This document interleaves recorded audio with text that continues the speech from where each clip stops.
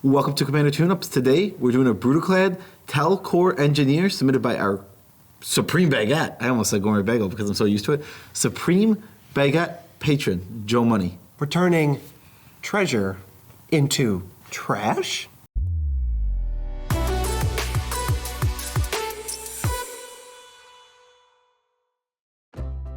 I'm your host, Joe Cherries, and I'm definitely not wearing the same shirt as I was last video. And I'm your host, Beezy, and that makes us the Nitpicking Nerds. Before we begin, if you like Commander Tune-Ups, or you like, oh, wow, they do like protect decks of their own fans' decks, then subscribe. And besides, you want to be a subscriber to this channel because our subscribers are 10% more likely to be able to turn coins into battle balls. Hey, sorry I wasn't in the last video. I'm back now, and I'm doing disclaimers again. But I ain't got nothing more to say, because you can just do this. And I'm aware that doesn't sound that appealing. Well, they don't know what it means yet, because we gotta get into the deck, but first we gotta read Brudiclad. And before we do that, we have to know, what is a Commander Tune-Up? Commander Tune-Ups, where we take your user submitted deck, and under your restrictions, we upgrade that bad boy to make it a bigger and better deck. Then we make a video for everyone to see, because we're so generous. What are the restrictions for this deck? Yeah, basically nothing. Oh, okay. Well, that's fair. And by basically, usually when we do basically nothing, that means the only thing we're not going to do is we're not going to throw Mana Crypt, we're not going to throw duels in. That's usually our own personal restriction that we just, obviously. No point. Yeah, I mean, the deck, if they're making an optimal version of the deck, put in Volcanic Island. We don't need to tell you that. Put in Mana Crypt. Do you have $1,000 sitting around for like those two cards? Do it. Okay, let's read Brudiclad. 4 blue-red for a 4/4. Legendary artifact creature, Artificer. Creature tokens you control have haste. At the beginning of combat on your turn, create a 2/1 blue mirror artifact creature token. Then you may choose a token you control. If you do, each other token you control becomes a copy of the chosen token. This gets so weird so fast. We are going wide with any type of token you can mass produce, and then we are turning them all into one or two different special tokens, and then destroying somebody with them. This is gonna get silly. And I don't even, BZ took the lead on this one. We talked about how someone takes the lead. I don't know how silly it's gonna get, but I've had ideas with this deck from thinking about it, and I'm sure he got just as silly. It's gonna be mildly weird. Yeah. Mildly weird. I'm so happy. All right, so the deck is just going to make a certain amount of easy tokens, use the easy tokens to then take a big creature and make it into like a token, and then use that to make everything into that, and everyone's gonna die. Yeah, that's silly. So let's start with money tokens. I enjoyed the category name, money tokens. First, this card is like so boring, but it's so extra good in this deck. Dockside Extortionist, 1 and a red for a 1/2, ETB. For each artifact and enchantment your opponents control, you make a treasure. Those treasures can sack for any color mana. This card is extra good in any deck. This card's stupid, it's lame, but it makes a bunch of treasures. It ramps you, and it's going to make... It's like these tokens that no one's really going to go out of their way to kill. They're just treasure tokens. Have you ever 1-for-1 a treasure token? You can't. You can't, reasonably. Not with a spell, maybe with a fight ability or something. Some form of like ETB do a thing, not a fight. You can't fight money. Take that, you stupid coin. Only if there's like a picture of a president on it. Just screw you, Abraham Lincoln. Ooh, we're going right for the Lincolns. Okay.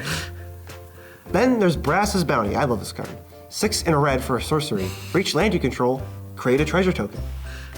This makes treasures. This is gonna just be another.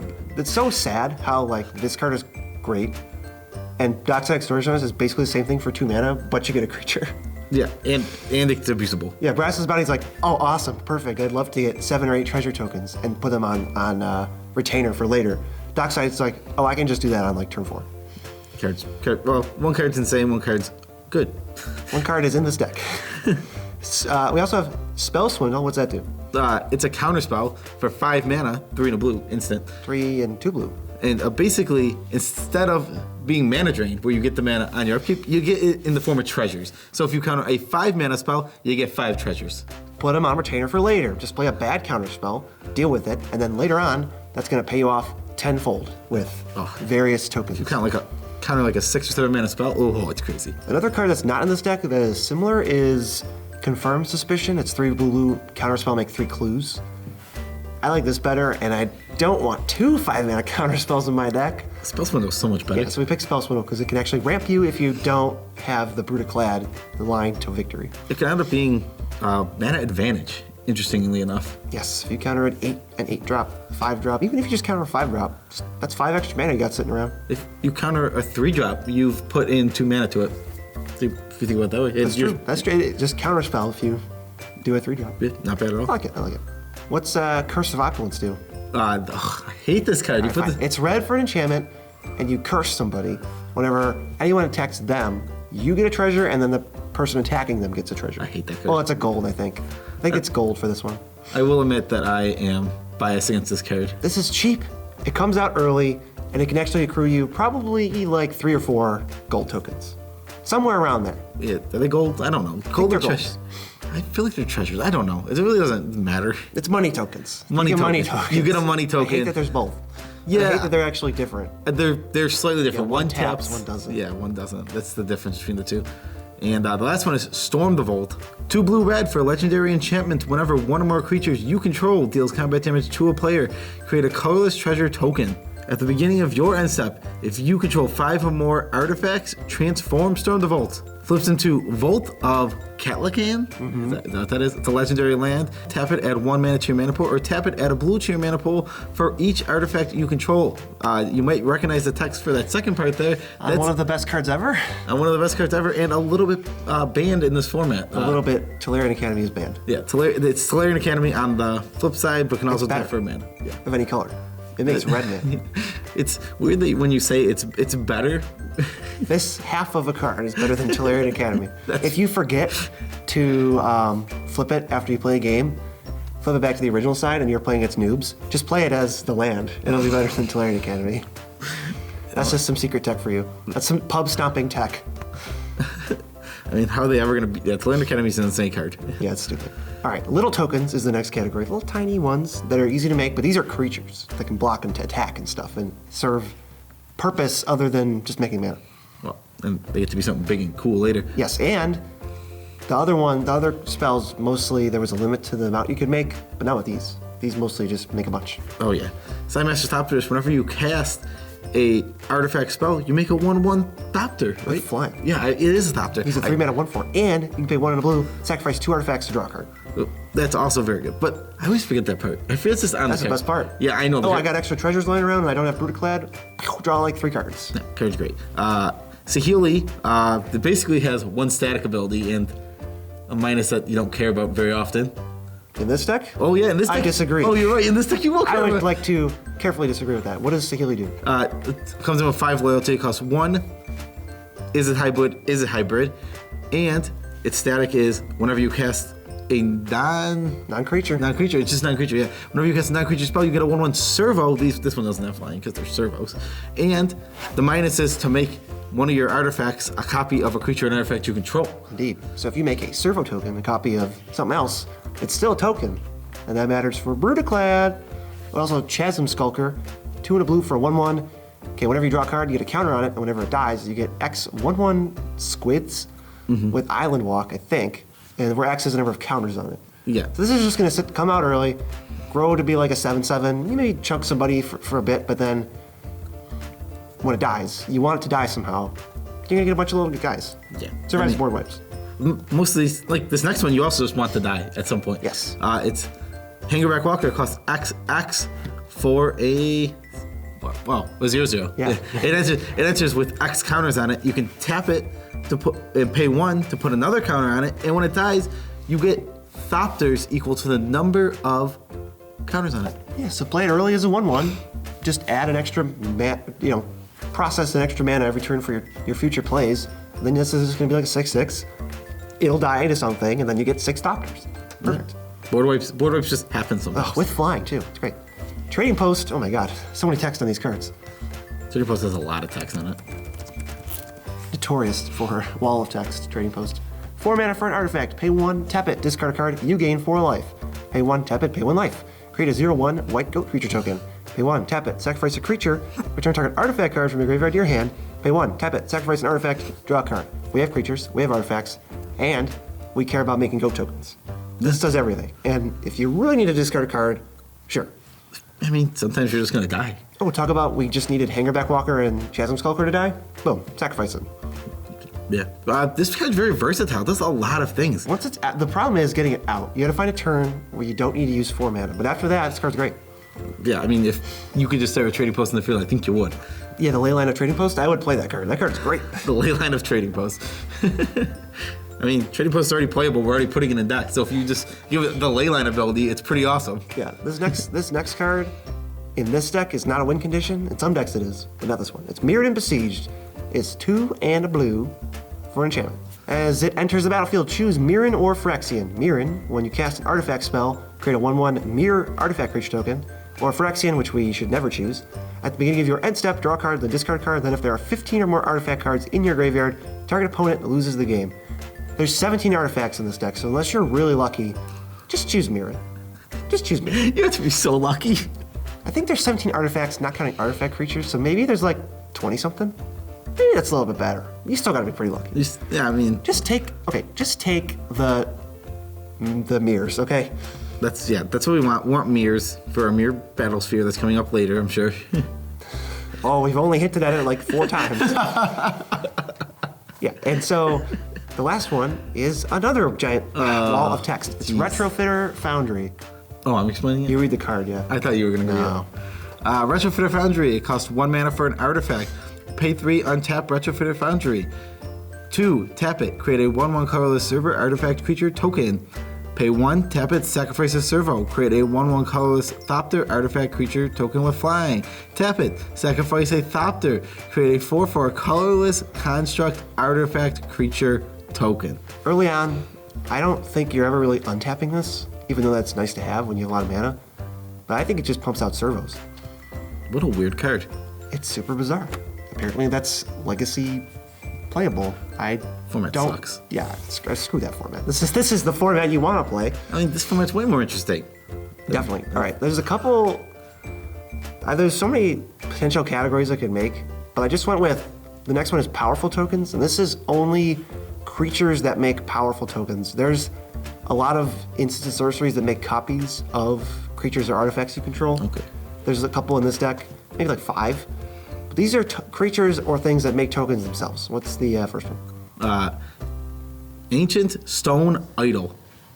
Could you tell me one word on this card? Yeah, when it dies, you get like a weird giant artifact token. I know that much. So the word you're choosing is dies.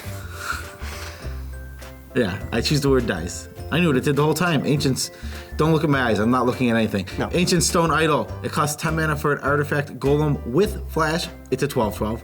When this spell, I misspelled. This spell costs 1 West for each attacking creature. Trample. When this dies, you get a 6/12 construct with trample. I don't know why it's a 6/12. I don't know why it is trample. But gosh darn it, this thing's gonna come out. I don't even know how it's gonna die. But once it dies, you get that juicy 6/12. It's half as powerful, but it's not half as tough. It's just as tough. It's bizarre. It's real bizarre. It's really bizarre. But it makes a big token, and it really realistically doesn't even cost that much because it doesn't have to be. The creatures don't have to be attacking you. So you could just say, oh, cool, someone's attacking with 5 flyers. I'll play this for 5. Oh, it can be on defense. Yeah, that's fair enough. Well, yeah, you're not gonna do it on offense. Why did I'll attack you, and also I have this. Well, I wasn't thinking about playing on defense. That's the only thing you should do. Block a Death Toucher. Yeah. To get your 6. That's what you really want to To do. get your 6/12. Yeah, we also have Fairy Artisans. This card is great, I think. I think this card's just really good. I think this card's great. I think. I've never actually played with it, but it just reads so good. It's 3 and a blue for a 2/2 flyer. Whenever a non-token creature enters the battlefield under an opponent's control, make a token that's a copy of it, except it's an artifact, then exile all the tokens created with Fairy Artisans. I'll take literally anything. I don't care what they're doing, I want it. I mean, yeah, there's so Anything with an many. ETB. Oh, you played a Flashback Runner. All right, I get one. Cool. Oh, and you could sacrifice Flush Router. That'd be really good. It's pretty sweet. Then you have to sacrifice Fairy This Artisan. deck has plenty of tokens to sacrifice with Flashback Runner. I Oh, mean- Reclamation Stage. I'll get one too. Cool. Oh, I thought you were saying we had a reclamation stage as a sack. I'm like, no, we don't. No. That can't be I'm true. not, I mean, I don't. How much talk about Flashback Runner do we need to do in the blue-red deck? Enough. Very apparently. minimal. This card is great. I think it's so good. They have to be careful of the last creature they play, so they could sequence wrong and just they could get massively punished for it. If they know that you're playing Brudiclad, they know they can't play. When you have Fairy Artisans, they can't play Oh God, example. Inferno Titan.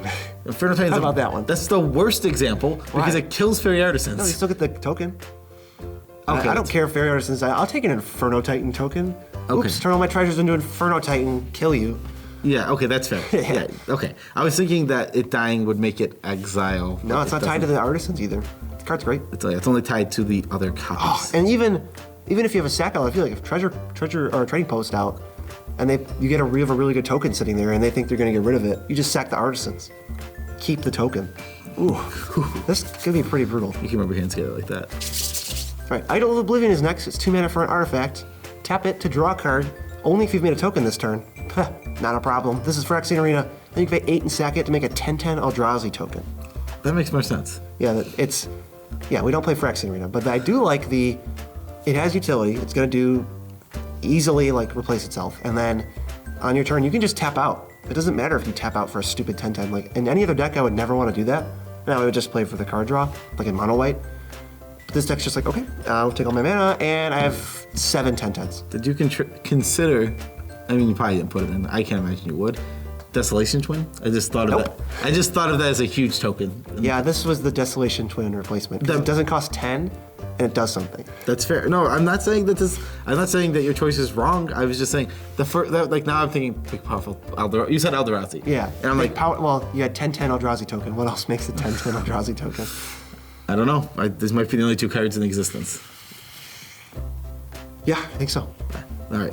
Where's the next one?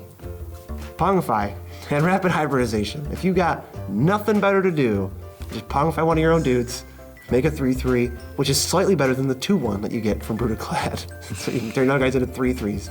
It might matter if you have 11 tokens. That's 11 extra power. I mean, yeah. This That really is something. What's corner? What's the word? Yeah, corner case. Corner case. Yeah. It's a top tier removal spell. You're gonna love it. It's gonna kill anything you need. And then on the off chance you can kill somebody and mess with the math a little bit, go for it. It's not bad. I mean, they're also good. There's great removal spells. They don't have to be good token makers. They're great removal spells. Yeah, the fact that they could do anything for you offensively is insane. We're moving on. We're going into the winning the game category. Oh, I forgot to add to it. Winning the game tokens. Because every category has to be tokens. Winning the game tokens. Well, we had a token, and then we turned all of our winning the games, or all our categories into tokens. Okay. Well, winning the game tokens. The first one is Shared Animosity. It's 2 red for an enchantment. Whenever a creature you control attacks, it gets +1/+0 for each other creature you control that shares a creature type with it. Oh, they all just share creature types. No matter what we do, all of our creatures are going to be the same type, whether they be Mears, Thopters, Servos, Frog Lizards. Eldrazi's. 10/10 Eldrazi. Yeah, that matters. 10/10 Eldrazi's. Apes. Let's say you swing with 6 1/1s. Well, 6 2/1s because Brudiclad always makes a 2/1. So 6 2/1s, that's they're all going to get +5. That's 7 times 6. It just kills somebody. Just kill somebody out of nowhere. You're dead. What investment did you make? You made 6 tokens.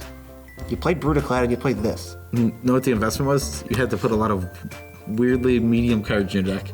You got to put a lot of medium cards and then hope to God you always have your commander. Oh God, this deck really wants to have its commander. It really does. You need to make it to combat. There's a couple. I mean, if you're concerned about spot removal and stuff, just play Command Beacon and Boots. More better counter spells. No, you don't need boots. But those boots are made for walking. No, I don't think you need boots. You just have them, and if he doesn't die, great. Mere Battlesphere. This is a 7-mana 4/7. When it enters, you make 4 mirrors. I don't know why. I forgot the creature type. 4 1/1 mirror tokens. It's Battle Ball. Yeah, and when you go to attack, you can tap any number of mirrors to give it +X/+O, and defending player loses that amount of life. But you're never going to do that because you want those tokens to be able to attack. Yes, there's plenty of.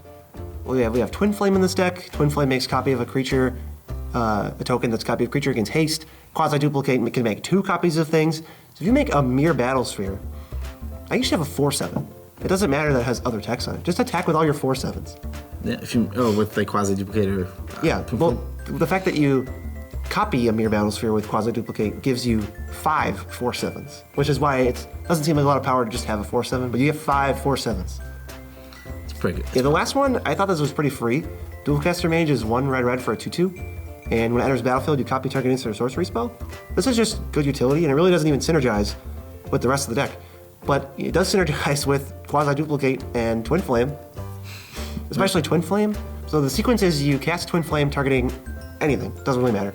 Now you're going to cast Dual Caster Mage, copy your own Twin Flame. That copy is going to target Dual Caster Mage. Now you have 2 Dual Caster Mages. The second one just entered. There's still a Twin Flame on the stack that's never going to resolve until you have infinite Dual Caster Mages, all with haste. Yeah. I mean, Quasi-Duplicate gives you infinite guys, but they don't have haste, so it's a little scarier. That does not matter because Brudiclad gives your creature tokens haste. Oh, that's true. I didn't even think about that. Yeah, so if you just have Brudiclad and you do this combo, you just kill everybody. Yes, but then you can kill anybody with whatever you want. Infinite Servos, infinite Thopters, infinite Mere Battlespheres. If you have, what's it called, shared animosity out. They get plus infinite, plus infinite? No. You're missing the point. If you have shared animosity out, you can kill them with goats.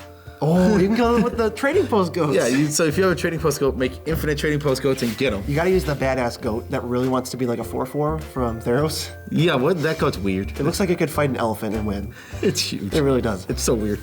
This deck is so cool, and there's a lot of places you can go with it, even that we didn't go.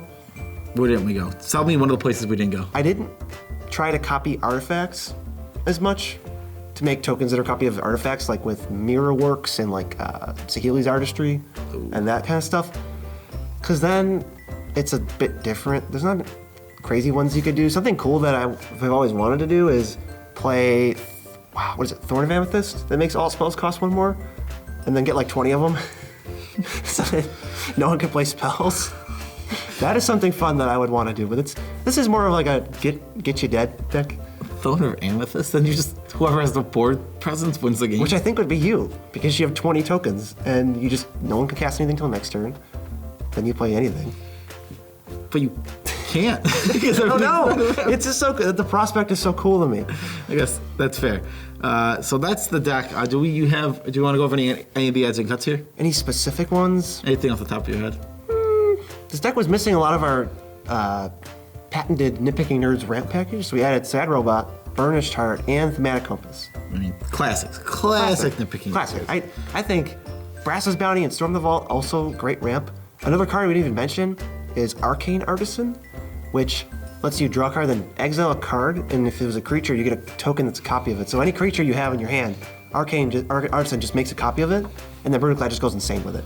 Oh, yep. Mimic Vet's another way to do that kind of thing. Mimic Vet is another way to do that. I think it was already in here. Oh, yeah? It's one of the staple go-to Brudiclad cards. Oh, it's great. It's great. I mean, Wayfarer's Bauble, also another card we added. And Gurid's Belligerence from the new Commander set, where it deals X divided, and then whenever a thing dealt damage this way dies, you populate. Seen Bright at Home. It's another way to just spot remove things while also just getting value. I like that you cut Torment's Crypt. I love... Replaced it with Soul Guide Lantern. Soul Guide Lantern is so much better than Torment's Crypt. This deck has some other grave hate in it too.